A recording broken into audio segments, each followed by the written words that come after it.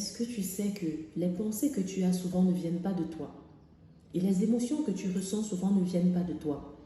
Le diable utilise beaucoup les pensées et les émotions afin que tu lui donnes accès. Pourquoi? Parce qu'il ne peut pas t'attaquer tant que tu ne lui donnes pas une porte ouverte, tant que tu n'ouvres pas une porte.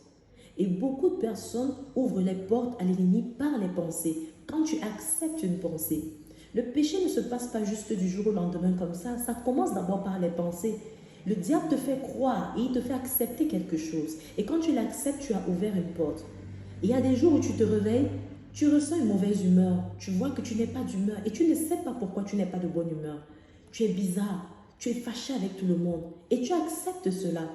Et c'est une porte ouverte à l'ennemi. Et quand tu as accepté cela, il entre et il fait des ravages. Juste parce que tu as accepté cette pensée, l'acceptant comme étant tienne, tu dis « Ah non, je ne suis pas de bonne humeur ce matin. » Pourtant, ce n'est pas vrai. Toutes tes émotions ne sont pas la vérité. La vérité, c'est ce que Dieu dit de toi. Et voilà pourquoi il est important de lire la Bible.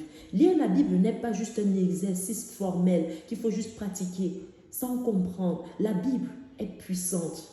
Et tu as besoin de lire la Bible afin de connaître qui tu es, afin de proclamer et de ne plus donner accès au diable. Parfois, il te fait croire que tu ne peux pas, que tu es faible, que tu es fatigué, que tu ne vas pas y arriver, que le problème devant toi est plus grand que toi. C'est un mensonge.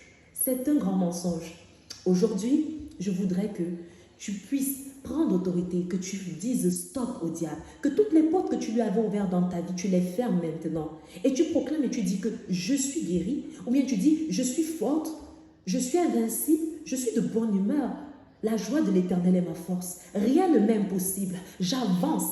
Je suis un traîneau aigu tout neuf garni de pointes par l'Éternel. Rien ne m'est impossible.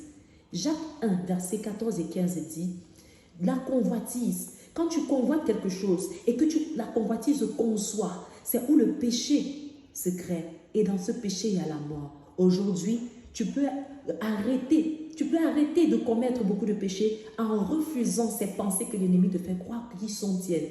Pourtant, c'est faux. Ce n'est pas toi.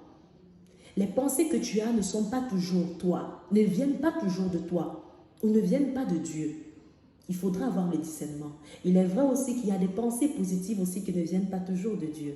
Et pour discerner cela, on va en parler dans le prochain épisode. Pour le moment, rejette les pensées négatives, accroche-toi sur la parole de Dieu et proclame qui tu es en Dieu. Tu peux le faire, tu vas y arriver, tu es forte, tu es de bonne humeur, tu es joyeuse, rien ne t'est impossible, rien ne t'a atteint, tu es en bonne santé, tout va bien, tout va très bien, au nom de Jésus-Christ.